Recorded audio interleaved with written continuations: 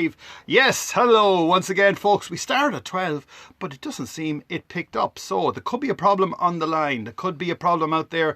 Facebook says no, or maybe not, but we can't see anyone coming in yet. So let's see if there is a problem online. Not to worry, we're starting off our show, ladies and gentlemen, with the 12 bongs, and the 12 bongs are here. And what shall we do? Because we can't see anything coming in here on our channel. Okay. Right then, we're going to turn this around and let's see if we can do this as well. Okay, let's see if we can get a channel here. Okay, we're on board. Yes, we're on board. We had a problem, ladies and gentlemen. We started our show. Sally, how's it going? We started our show a few minutes ago, but not to worry. We're going to start off with the late 12 bongs. These are the bongs after the 12 bongs. So, bong, bong, bong, bong. And yes, indeed, we have our good friend, Marty Mulligan. Once again, Marty, are you ready?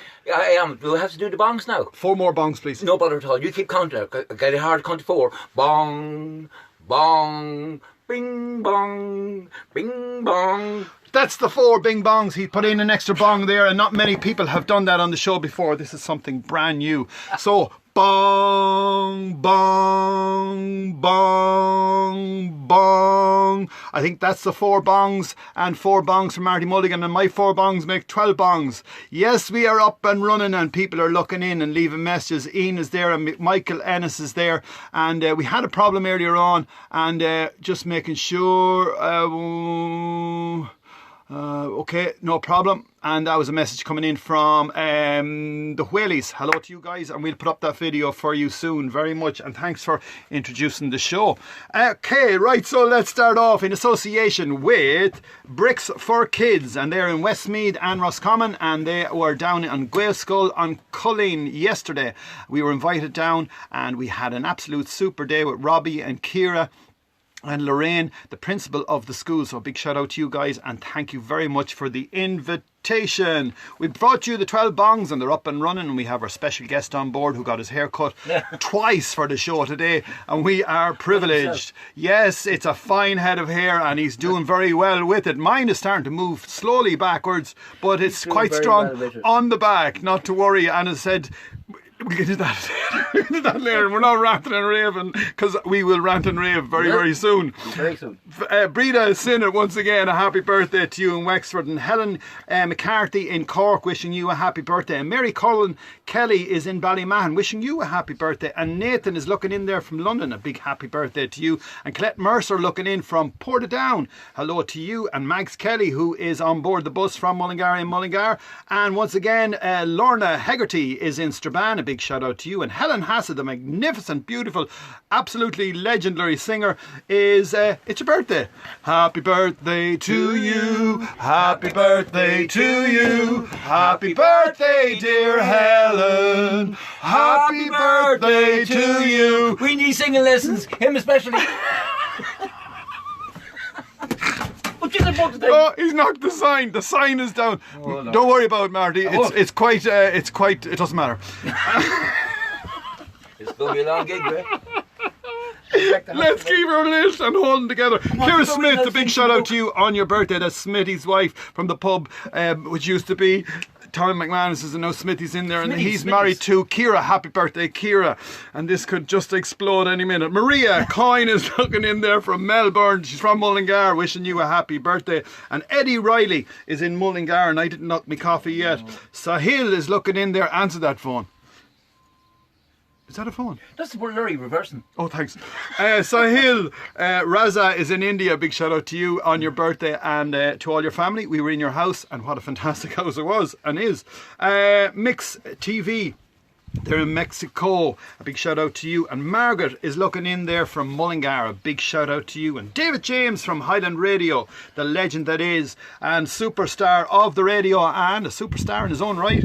A big shout out to you, David James. And James Murray, who is in Dublin. Is it raining? No. Deirdre Nolan is in Ballyragged. Big shout out to you. And Keith Duffy, the famous bass player. Yes, indeed. What a fantastic player he is. Do you know him? Yeah, I know him years. Absolutely. And David, Aidan Lynch is looking in there as well. Aidan, Lynchy. Lynchy, or the Flinch, otherwise known but himself and the brother. Yeah. Okay, don't forget if you want to come on board, promote your business or tell your story, PM us here on this channel. And our food shout out today, competition winner, goes to Greville Arms, who have opened their doors and they're up for business. And what a fantastic place it is and will be, and looking forward to getting the old dinner down there soon.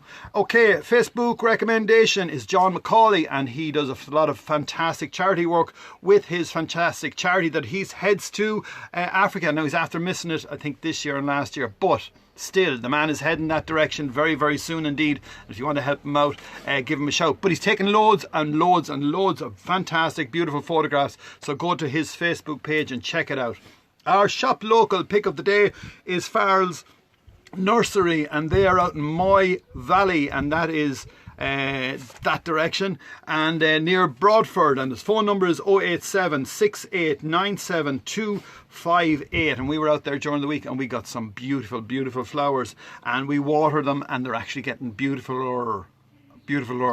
No. Dog missing. More beautiful. Dog missing in, yes, Coolnahay. Yes, he was spotted this morning in Coolnahay, and Wesley put up on his page, Lock 26. And if you lost your dog, Wesley has it. So go to the Lock 26 page, put a message on it, or ring Wesley Whelan, and your dog will be there, because he has water for your dog, and it's a good place for dogs to hang out. And it's a good dog, so someone is He's probably keeping now. So he said he was. He said, I say so. Like now you're all right. Oh, all right. Let's keep it going.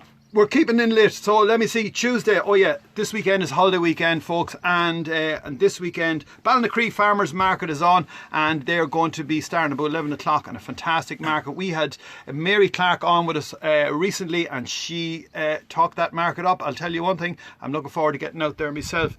Message came in there, everyone on board the bus, and wishing them loads of messages coming in. Right, keep focused. Donald Duck, he is on. That's Donald Duck Divine, and that's the tractor run, and that's going to be out in Tullinally Castle. And if you want to go out, get involved, go and get your tractor, head to Tullinally and register.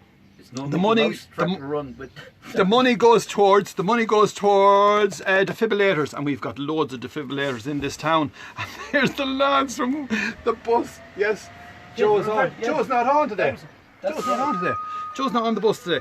Okay, so Donald Duck, and then Collinstown Market is going to be on the 20th, and then the Downs GAA Bingo is 8:30 on Friday. So if you have no book, you can ring them and organise a book. You can collect the book, or no matter where in the world, if you have a printer, you can print your book for the Downs GAA Club Bingo, and they have a lotto as well. So that's Joe, who's usually with my ladies, and Joe's off today. Hi lads.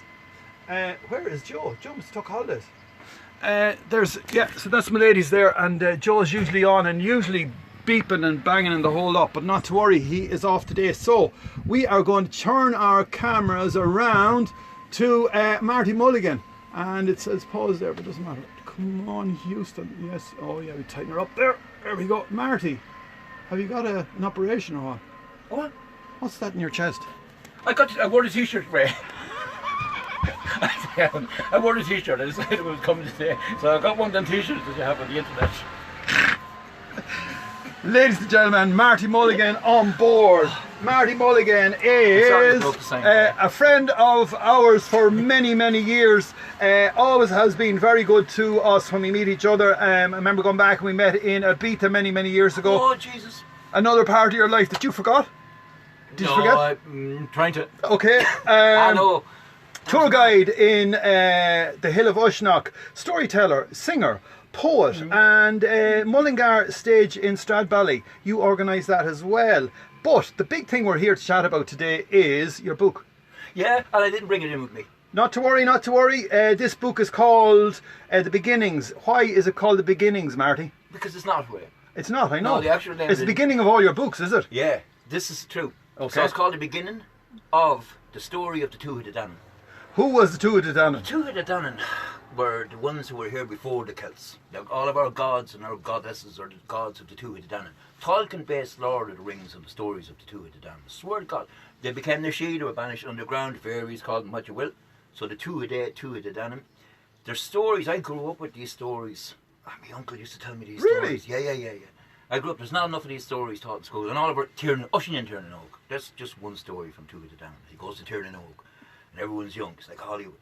They're all really cool walking around. It's like Mulligan. But anyway. On a Friday. Yeah, no, yeah, well, yeah.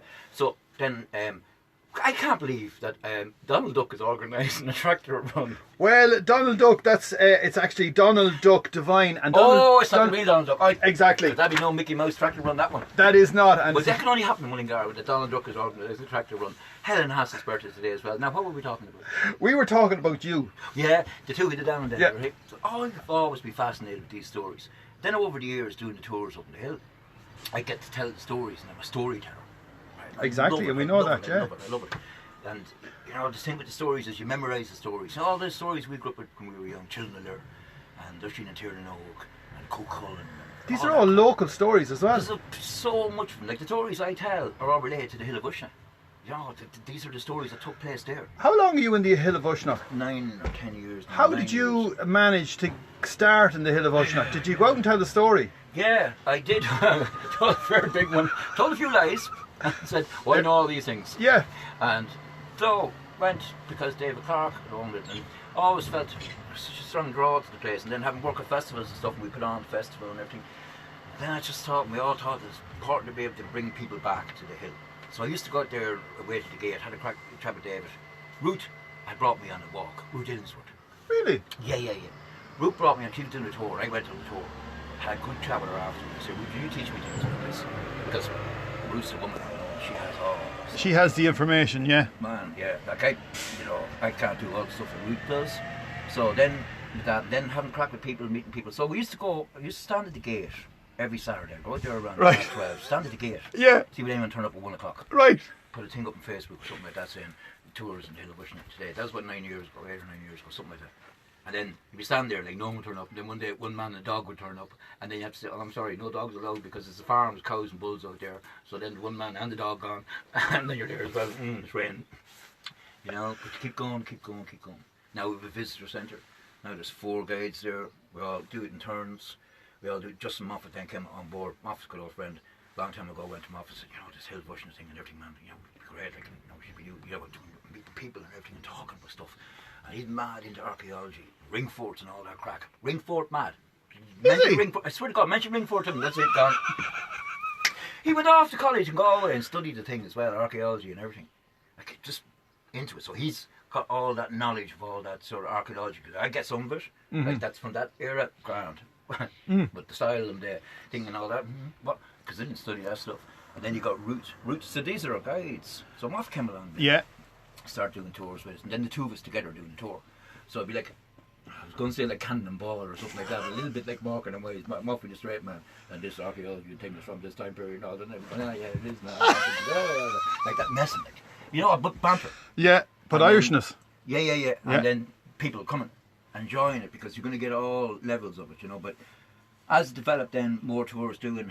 So you know, we're doing this kind of voluntary thing, just, you know, because we're passionate about the place and just wanted to do it and build up. So the stories that you were telling, I mean,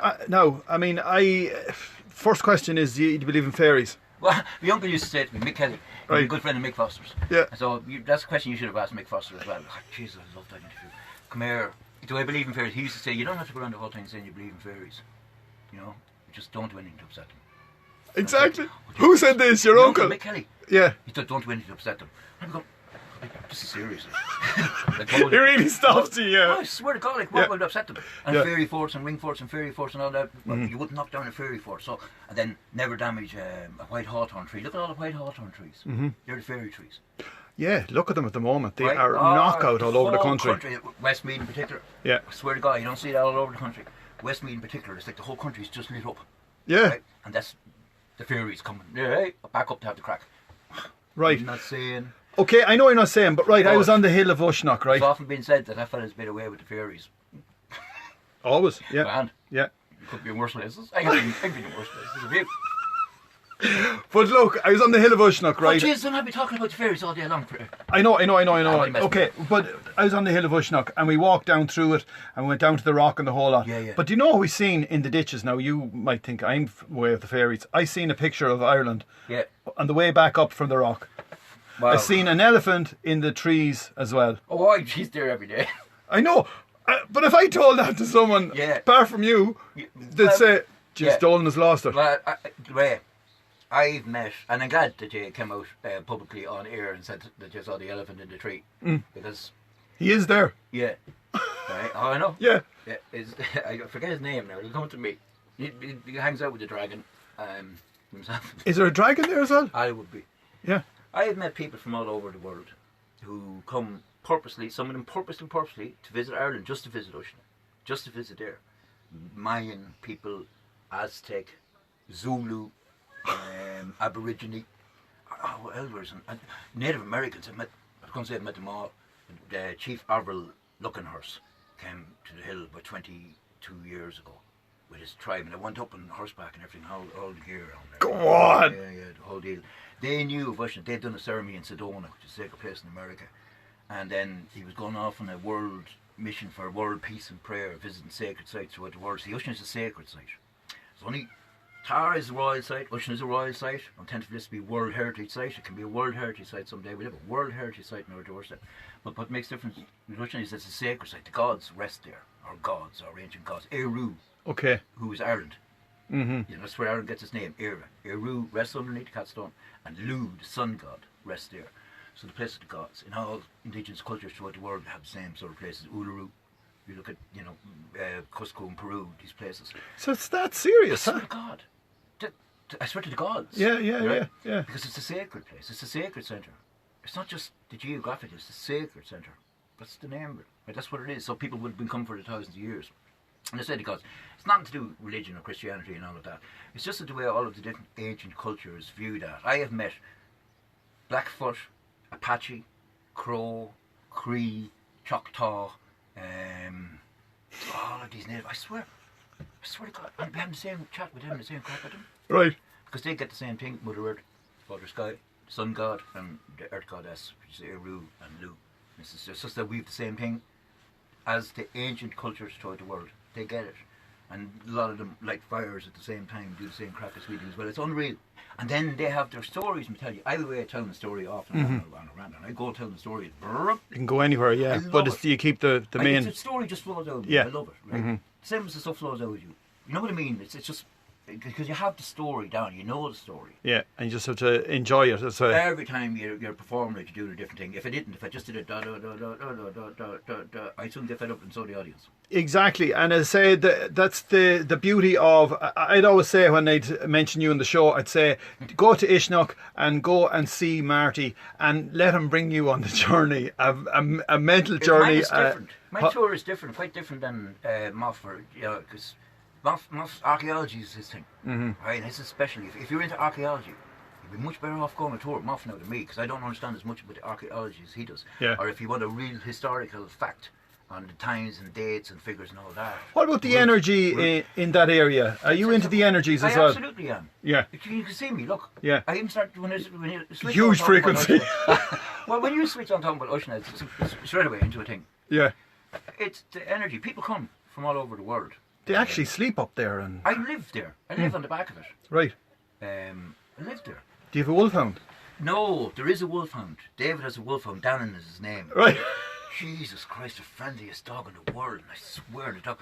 Oh, yeah, man, I'd love to have We had one as a kid.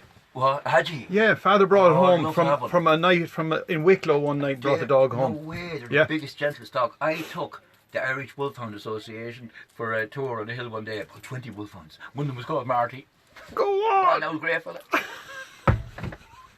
Right, You have no grey hairs at all. No, we'll talk about that later. There is a few. It's coming in slowly. No, I don't mind grey. Question for you. The book. Back to the book again. How can we get the book? Where can we get the book? Can we listen to the book? Can we see the book? Yeah, good.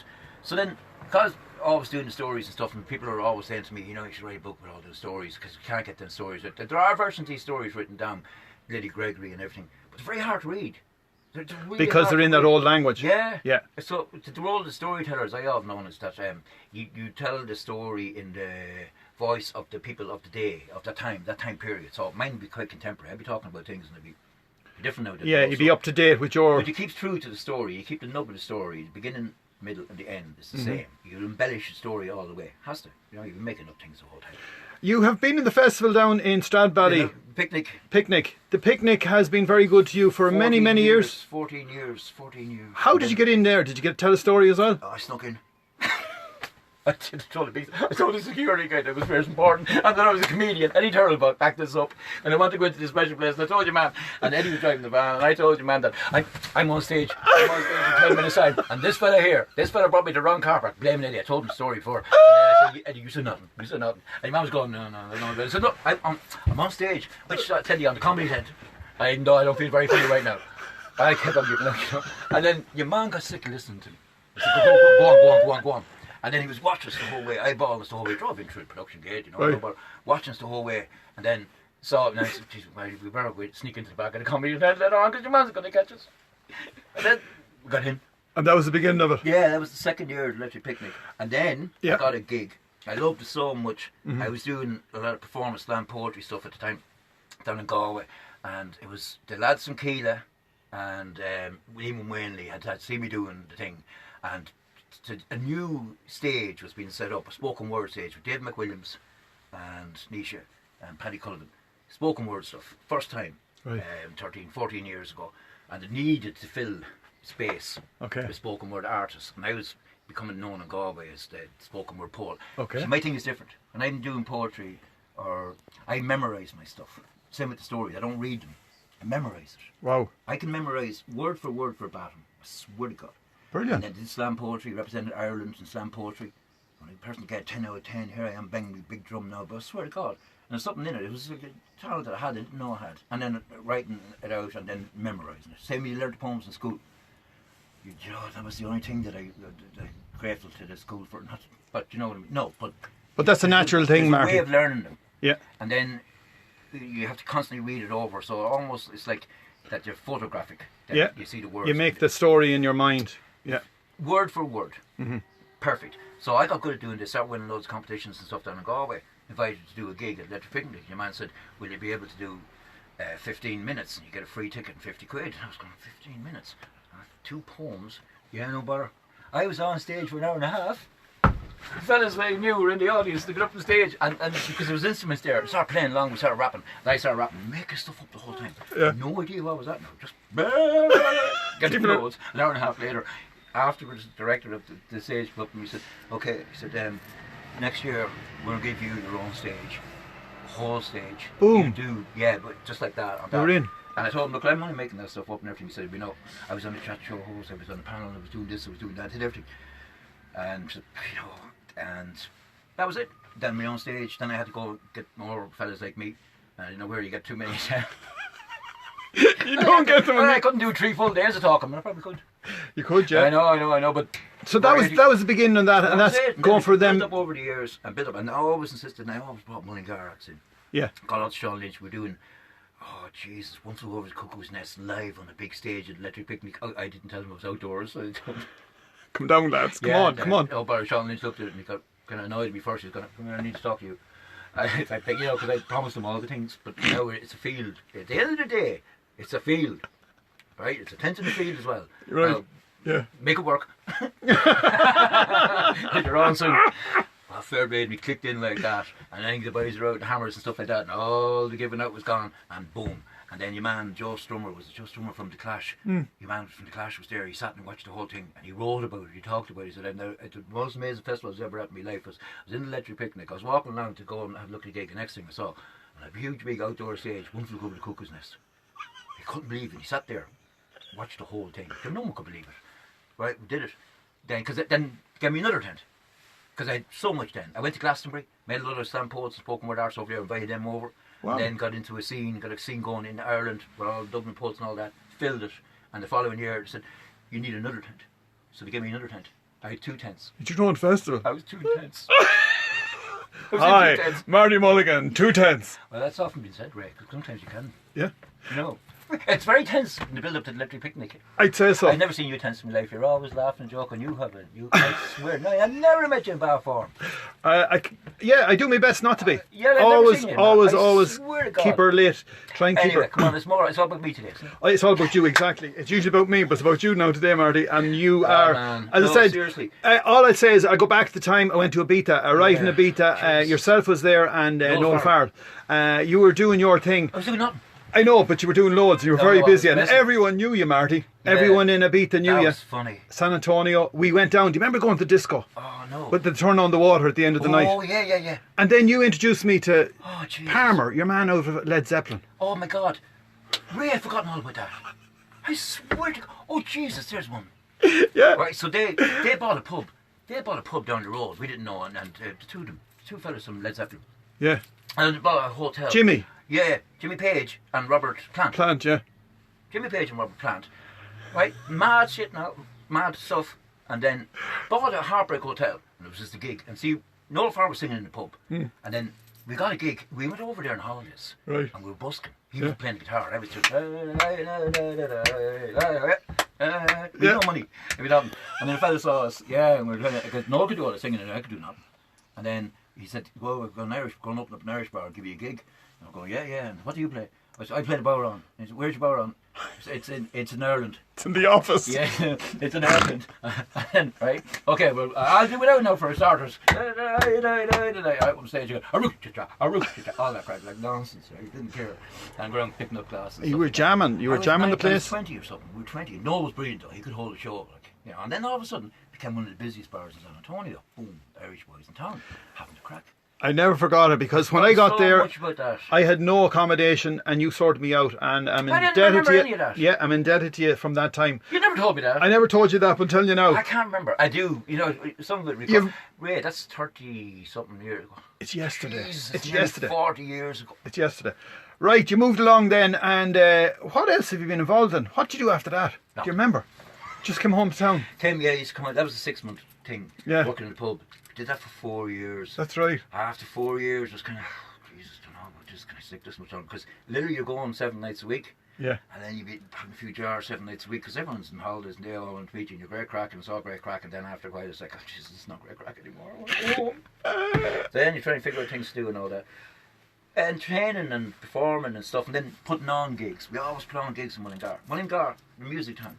Any gig that went on there in the Market Square or any of the town park, any of that was myself, Frank Byrne, Becky Murray, Mark Bennett. Mark Bennett was 16 or 17 years of age. He was mayor of the junior council, and part of the thing was to putting on a thing with the bandstand down the town park, and we got them all in together to walk around. Not kidding you. I saw a post went up the other day with one of the things we did in That's right, yeah. 2005 or something like that. Yeah. The lineup. It was a band from Sweden and a band from Spain. Because met them in the studio in Dublin. Come down, lads. Come down to Mulligan, we're doing this big thing and everything. No, I was not mean to do it, we'll have a few pints. And that, but there was always that. So I was involved in doing that. And I suppose that led to me with the picnic thing, because then the picnic thing turned into 2 stages. Now I'm a producer of the picnic. It's not performing anymore. I only did it to performing because I love the crack. Perform is my buzz, you know. You know yourself. And then I had to do all the organising of it. So I got good at that, and I kept on forgetting to give myself a gig and everything. You know, Jesus. 2 stages and all that. Then went strength to strength. And then everything, and then the Hill and the Visitor Centre. And Helen Hassett sang for the President. I saw the President crying. He was tearing his eyes. I swear to God, everyone had. That's right, the President came to the Hill Rushnock. Helen came out and she sang this song. Oh my God. And he knew the song. She knew what song. She looked up, you know, what sort of songs that the President might like. And I swear to God I was watching him. There's a photograph there. And he's just looking up at her like that. I swear it was one of those moments you never forget. So, happy birthday, Helen. Nice one. But the thing about it is, Mulligan is so musical. I mean, from that time even, going back to the beginning, where I remember is we had Hiker, we had Bad Form, we had Ace Triplex. Jack Williams, yeah. Right. And from then on, the music started. Now, there were show bands way back, and they came into the town. Yeah. But in the last, I'd say, 10 years, there's been a fierce lift, or 20 years maybe. Absolutely. Yeah. And where does it come from? I'll tell you where it came from. Right. Your father and brother and uncle. Yeah. That's where it came from. Because it was always Mulligan being a central location, and then when Joe started singing, And then Mullingar is the base, and staying in Mullingar is the base. Could probably move to Dublin, the whole thing, the whole show and all that. But Mullingar, you can hit there in an hour, you can hit there in an hour, you can hit there in 2 hours, you can hit there, and the central place. That's where it started. So then that would have attracted other show bands. I remember growing up in town. Oh, jeez, I remember growing up. Oh man! And then you see, what's it? Hoy, what? Pat Hoy. Pat Hoy's mother lived next door to us. Right. Yeah. And then Pat, real cool, long hair and everything. That, oh man, I'm cool. And he'd be talking to us. We'd be like, you know, Pat, we know you, man. And I always say hello to us up in town, and Joe as well. And he'd be always waving at you. Yeah. I remember going into Cantons one time. There was a huge, big brown Jensen. That's right. Bingo. Yeah. Brown one. Yeah. Do you remember it? Yeah. I never forgot it. And I remember, and then, and it was usually gravel. Because we bulls with the place, you know, when you see that, the homes in town, man. Because you're all dressed up smart and really cool, and you say hello to everyone. And then I remember going to Cantons, and then he came in, and he walked in, and there was a few of the boys, Twiggy Daly, and Arnie McCormick, Joe Healy, Johnny Woods. Oh, Yeah. The Donner, right? All suited and booted up and sharp, like, hey, you know, there's whoa. And it's like, and then this is the thing, myself come up in the head there. and your father as well was part of that, yeah. My father worked for Joe Healy, yeah, but he wouldn't be hanging out with the boys now as much as that, like, you know, Okay. he had to keep the shop going. That's right, yeah. But there was always something to know with him, you know. And Joe, this is true as God, and I got, you know, drink for that man.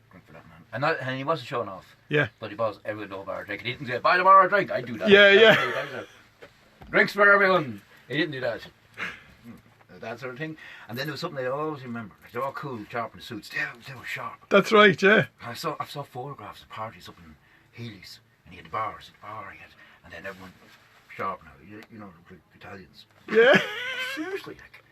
And then there was something I always remember, that there was a smell. There was a smell about these people.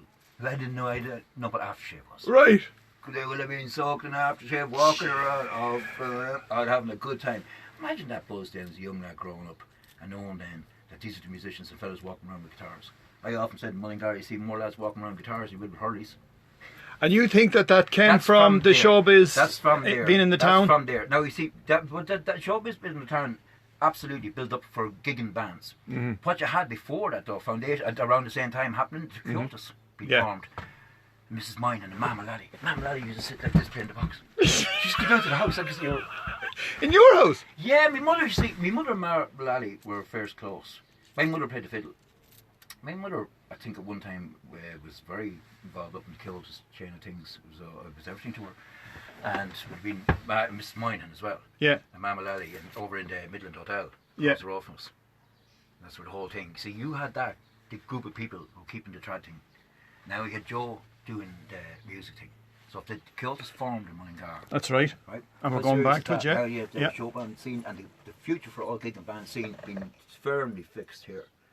So that then always grew up, as I said, because it was cool to watch the musicians walking around the town. And then all through the years, you mentioned the band's name, and we can mention more bands, different worlds, and all the different bands. It has always been a thing in Mullingar. So Mullingar, a music town, and it's known as a music town. I always call it the music capital of Ireland, and no one argues with that either now. We put on a gig. If we want to put on a gig, if someone said, you know, well, we need to put on a gig, then yeah, okay, got it. And it's usually a case of bringing up the voice and, you know, saying, let's do something for town, put on a gig or something. Yeah. You couldn't do it anywhere else. With that then, I started bringing the Mullingar bands to the Electric Picnic. Right, yeah. And not just because they were Mullingar bands, because they were really good. Good bands. I swear to God, like. And we have got Mullingar Funk. Oh man. We have Mullingar Rock. I swear, it's all there, right? So then, a few years ago, one of the top people at the picnic, and they go around checking the tents and stuff. They go around checking what's working, what's not working, and all that. Mm-hmm. Keeping an eye on my one, because mine is the only. So, the one tent became 2 tents, became 3 tents. We divided the tent, the theatre tent, spoken word tent. Then that turned into 15 tents, and then a whole area. I'm a director of the whole area. Go away. Yeah. God. Kept going, I swear to God. And then my stage then, and this is true, mine is the busiest stage in that one. Leviathan, Dave McWilliams doing, that's Dave McWilliams' tent. Go away. And then mine. And mine is spoken word stuff during the day, and then we rock it up at night time. And the other thing is, you sing. You're after doing a bit of singing now in the last few years, and you put 2 or 3 tunes together. Yeah. And Ben has got involved as well. Yeah. So Ben is, God. Ben is your son? Yep. And Ben is my son. He's brilliant. He's cool. Oh, he's the most amazing guitar player. I swear to God. Like, I love it. Is in him. And Bobby and the Blunts, I swear to God, it's in him. And we were talking about this yesterday. He said, Dad, you often think that you were trying to live out your childhood things, like, you know, through me and everything. I said, no, Ben, I don't think so, I suppose. I can't play guitar, I couldn't think. I buzz get red. No more myself. I just get a buzz on stage, right? And if you give me a stage and something, and if I knew what to do, or even if I didn't know what to do, and there's an audience in front of me, and I don't know what it is. It's a natural thing. It's a connection. I feel a buzz, I come alive. Connecting energy. Yeah, it's not like I want to be adored. It's not that, and I don't think it's an ego thing. I think it's just that I feel very comfortable. Like some people don't feel comfortable. So, there was a woman on the radio this morning. She said that she'd be sick before she would have to go up and do a talking thing. She'd get sick. I'm waiting before I go up and do. Or what was it? Did Willie Penrose say something about Mick Crossan that it takes him a little bit to get him going? Was he going? Yeah. But that's only a little bit of adrenaline or nerves going through, and I always have that before I go on stage as well. But that's a natural thing. That's right. to sharpen you up. Yeah, exactly. So focus you. Time you'll never get lazy, but you'll always have a little bit of nerves, like that, and then it just flows and joy. I always said to Ben as well, don't drink before you go on stage, and don't try to throw shape. No, I swear. Yeah, if you're going to be, don't never have a pint on stage. Well, watch him now. Don't be having, because I used to go to doing all these poetry things down in Galway, and then had this thing in my head. I had 2 pints one night, and I one thing. I said, I might have to have 2 pints every night, and I'd win more things. 4 pints. And I kept on having 2 pints every night I was doing the thing. So then I'd always go on stage to do a thing. You can't keep on doing it that. No. So stopped that. Found out I didn't need to have the 2 pints at all. And said to Ben, but buzz, get your buzz on stage. Get your own buzz, yeah. Yeah. And then you had a pint after. Well, so it built up, and the bands. Then I had one weekend, because I had as many waiting to explode. Cronin, who else? Was it the Blunts? I had one Mulligan band after another load of them. Producers were down, one of the top people, and my tent was wedged. Goodman Sheila had the biggest gig, one of the biggest gigs. The Irish Times wrote about him. They wrote about, this is what the picnic is all about. Goodman Sheila and the boys ripping it up. My tent was hopping, I swear, in these moments. And then, and many people would you get into the tent? About 500. Jesus. Yeah, it's a good sized one. Look, Marty, we're going to have to wrap this up. We could chat all day, and we'll have to do another one again. Do you want to tell you what I did yesterday? Yeah. I went out to the lake, to Lough Ennel, and I got a boat on a Lilliput boat here, and I couldn't believe, and I talked about the Kings of Ireland and the Gulliver's Travels, and I had a lovely cappuccino in Bloomfield. So you went from Lilliput, Gulliver's Travels, you went to the left-hand side and you head to the Doonashee. We're the Kings of Ireland. And Malachy, the King of Ireland, it's 1,000 years ago, on this day, at this exact time, he died. Marty, as I said, we have everything in this town. We're always promoting what's good and great about the town. We do our best to push it out, and I know you're doing your best all the time, especially up on the hill. Look, if anyone wants to get the book, how can get the book? How can get the book? How is the book? Yeah. So the book's called The Beginning of the Story of the Two Headed Dannon. And I found I couldn't finish it all in one book, so I'm writing 3 books. The first one's called Beginning, second is the middle, and the third is the end. Because all good stories need a beginning, a middle, and the end. And if you look me up on Facebook, either in Mulligan's Mythology or the Martin Mulligan page, it's there, there's a link, it's online, it's $5. Okay, there you are. Once again, from the legend that is on board, that's Marty Mulligan. This is Ray Dolan from Mullingar, in Mullingar, promoting what's good and great about our town. Once again, Marty, thank you to all your friends. And Bingo will get this one sorted, and that's sorted there. And as I said, once again, we have loads of people looking in. We're going to get back to you at 5:30 because we're going to sing at 5:30 and we're going to do 437 days, I think. I'm not too sure, but it could be right. So this is the sign, this is the t-shirt. If you want to get hoodies or want to get hats, you want to get any merchandise, we have the merchandise. And from myself and Marty Mulligan, Marty, last word. Bong.